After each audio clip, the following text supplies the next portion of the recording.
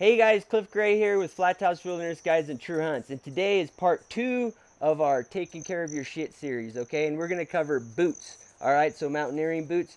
And I probably twice a year, I go through this process with my hiking boots.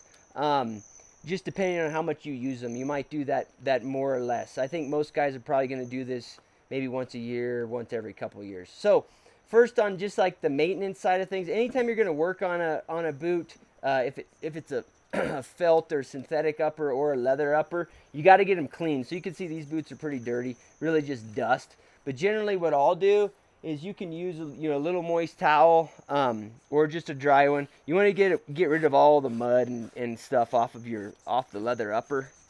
Okay, almost like buff it off, so you're not putting material onto a dirty surface.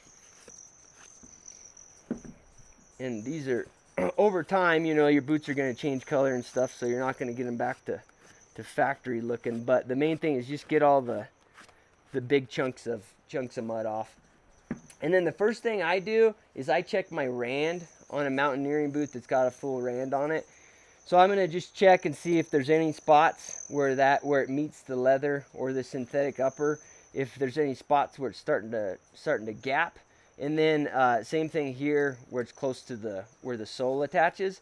And then what I do just to stop that, I've never met a boot that after a dozen hunts or so is not going to show a little bit of that. I just deal with it, and that's what I use. I use this stuff called Shoe Goo, okay, and it's a pretty serious glue. But the thing that's nice about it is you can get a big bottle of it like this, and it'll last forever. It's one of the few glues that doesn't freeze on you once you use it a couple times. So I've had this one here probably for 3 or 4 years, and you can go through and you can see where I've done it on this boot over the years. You can go through and just hit your rand where it's starting to pop off the leather upper or the sole, and it'll hold the rand there. And what I've found is if you don't do that, your rand will just progressively start kind of peeling off those areas. And the Shoe Goo doesn't last forever, but it lasts longer than almost any other type of glue that I've tried to use. So that's what I use on there. And then the one thing I will mention, I've had this twice with reputable companies and on different types of mountaineering boots, is for whatever reason, I don't know if they got hot during shipment or whenever they applied the adhesive for the rand originally, but when you have your boots early on, I've actually seen the rand pop in like a significant way.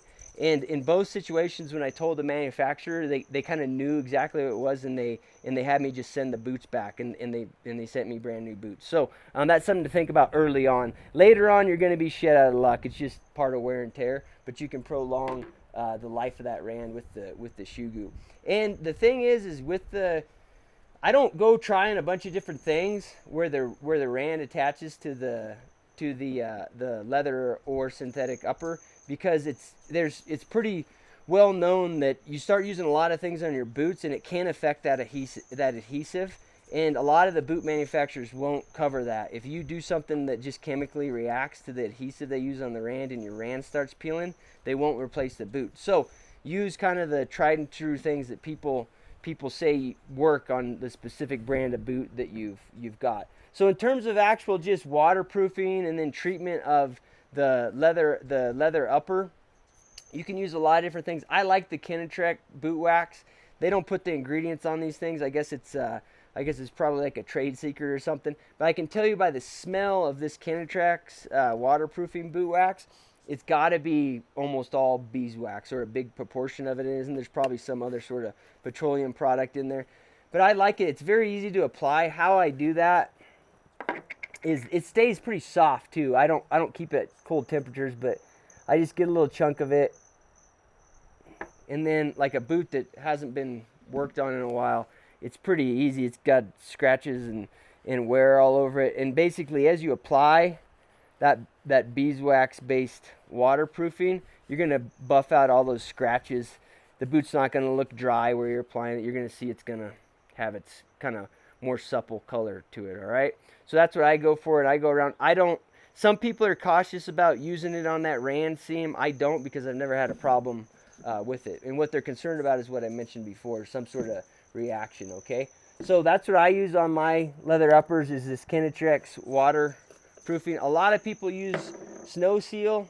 It's cheaper, and I think for almost all boots it's no problem. You might want to just Google around and make sure that it works on your brand of boot without an issue. And then some people use this. This is more just like a leather product, treatment product.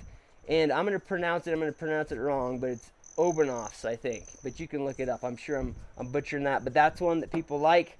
And then on synthetic uppers, a lot of people use this Nikwax Nobuck. All right, so a synthetic upper would be on all your Scarpa. I know a lot of the other kind of mainstream mountaineering boots are going to have synthetic uppers, and you can put that on your felt and it'll waterproof it. The one other thing I do before after I've cleaned up all my boots and treated them is I just check the laces at least annually. All right, I've on several different boots, that's going to be the first thing to go, and it's easy just to replace the laces.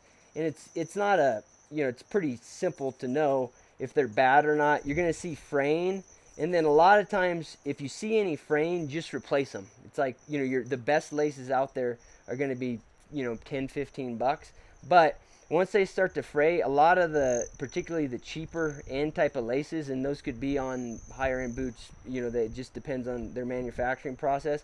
Once they start fraying, and then if they have any kind of like rigidity to them, that's pretty significant, where they'll bend on you instead of just like supplely rolling over when you push them, you need to replace them, or what's going to happen is you're going to be snugging them up when you're in the middle of a backpack hunt and your lace is going to break. So that's another thing that I check pretty much once a year.